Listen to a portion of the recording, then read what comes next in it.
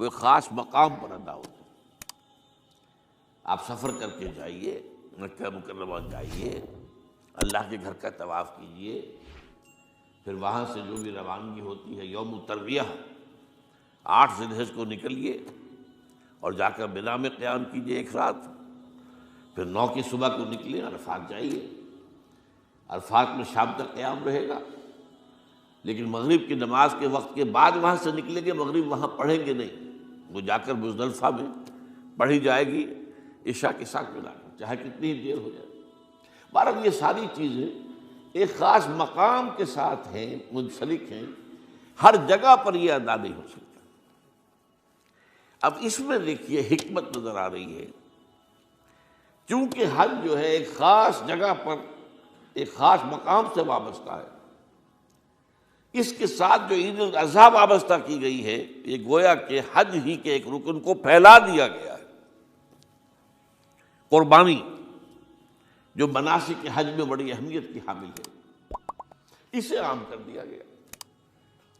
تم مدینہ مکے تو نہیں پہنچ سکے ہو، لیکن یہاں پر قربانی کے اندر تو شریک ہو جاؤ۔ اور بعض مشابہتیں اور بتائی گئی ہیں کہ ذی الحجہ کا چاند طلوع ہو جائے تو اس کے بعد حجامت نہ کراؤ، ناخن نہ کاٹو، وہ جو کچھ بھی آپ کو معلوم ہے احرام کی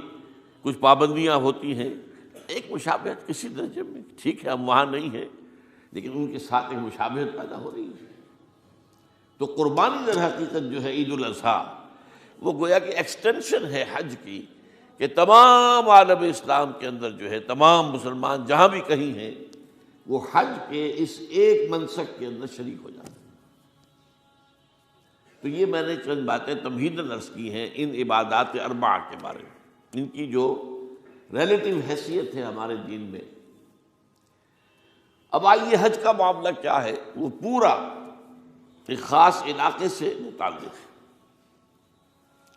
اور ایک خاص شخصیت سے متعلق ہے، یہ بھی نوٹ کر لیجیے۔ چنانچہ جو آیات میں نے آپ کو سنائی حج کے بارے میں، ان اول بیت وضع للناس للذی ببکۃ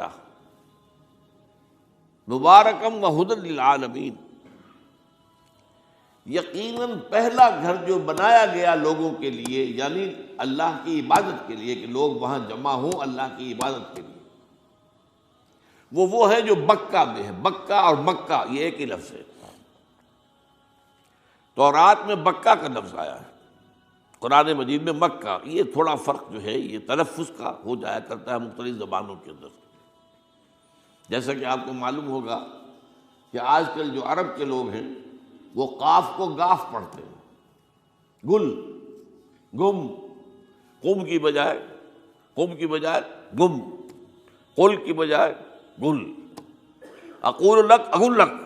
وہ گاف۔ تو یہ جو ہے فرق ہو جاتا ہے۔ تو بکہ، وادی بکہ، یہ ہے در حقیقت مکہ مکرمہ۔ تو پہلا گھر جو بنایا گیا ہے، اور اس کے بارے میں جو یہ عام طور پر مشہور ہے کہ اس کے معمار حضرت ابراہیم ہیں، یہ بات صحیح نہیں۔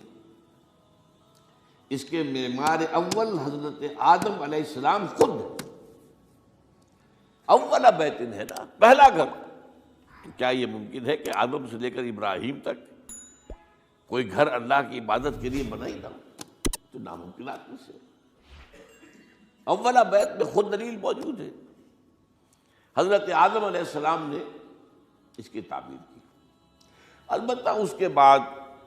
بعض سیلابوں کی وجہ سے یہ عمارت گر گئی اور کچھ جو وہاں پر آبادی بنی تھی وہ بھی ختم ہو گئی۔ تو ایسے آتے ہیں، آپ کو معلوم ہے کہ یمن میں جب ان کا ایک بند ٹوٹا تھا بہت بڑا، سد معارم، تو پھر وہاں جو اتنی خوشحالی تھی اور جو وہاں پر جو باغات تھے اور جو کھیتیاں سب برباد ہو گئی، اور وہاں سے لوگ جو ہے نقل مکانی کرنے پر مجبور ہو گئے۔ یہی یمن کے قبائل تھے جو جا کر شام اور عراق میں آباد ہوئے، یہی یمن کے 2 قبیلے تھے جو مدینے میں آ کر آباد ہوئے، اوس اور خزرج، یہ یمن کے قبیلے تھے۔ تو اس بند کے ٹوٹنے کے بعد اگر خدا نہ خواستہ اگر ہمارا تربیلا ڈیم ٹوٹ جائے کیا ہوگا؟ پچھلے دنوں خبریں آئی ہیں اخبارات میں کہ ہندوستان میں غور ہو رہا ہے اس پر کہ تربیلا ڈیم کو اڑا دو۔ وہ سوچ رہے ہیں پاکستان کو ختم کرنے کی سبیل کیا ہو سکتی ہے، تو بڑی سمپل ہے اور بڑا آسان کام ہے، بمبارڈمنٹ کر دینا جو ہے۔ ٹھیک ہے ان کا جہاز آئیں، کچھ کو ہم گرا بھی لیں گے، لیکن کچھ تو آ کر جو ہے وہاں پر وہ اپنے بم جو ہے وہ ہدف کے اوپر گرا جائیں گے، کیا ہوگا؟ یوں سمجھیے کہ جو سونامی کا آیا تھا سیلاب، وہ سونامی کا سیلاب آئے گا بھارت پاکستان کے اوپر، اور ہر چیز تباہ و برباد ہو جائے گی۔ کم سے کم یوں سمجھیے کہ تقریباً 100 میل کی چوڑائی میں،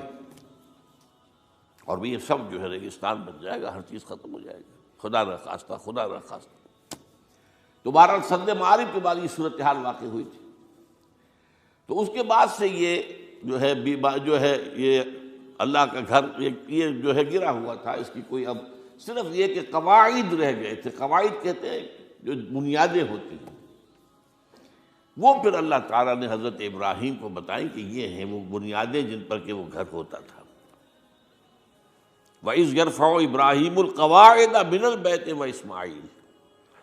ان بنیادوں پر حضرت ابراہیم اور اسماعیل نے مل کر دو معماران حرم نے یہ عمارت جو ہے دوبارہ تعمیر کی ہے۔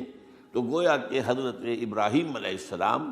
معمار دوم ہیں، معمار اول اس کا جو ہے وہ خود حضرت آدم علیہ السلام۔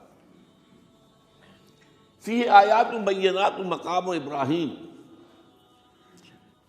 مقام ابراہیم ہے، جو بھی وہاں گئے ہیں انہوں نے دیکھا ہے کہ ایک پتھر تھا جس پر کھڑے ہو کر حضرت ابراہیم علیہ السلام تعمیر کر رہے تھے۔ اب آج تو آپ کو معلوم اسکیفولڈنگ لگ جاتی ہے،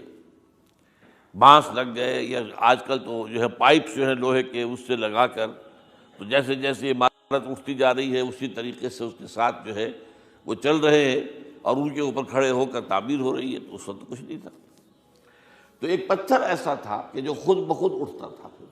اللہ تعالیٰ کے اٹھانے سے، یا یوں کہیے کہ ملائکہ کے اٹھانے سے، اور اسی پر حضرت ابراہیم کھڑے ہو کر وہ پتھروں کے اوپر پتھر رکھتے جا رہے تھے، اور اس کی وجہ سے اس پتھر کے اوپر کتنی دیر کھڑے رہنا ہوا ہوگا حضرت ابراہیم علیہ السلام کا کہ اس پر ان کے پاؤں کے نشان بن گئے۔ وہ ہے مقام ابراہیم،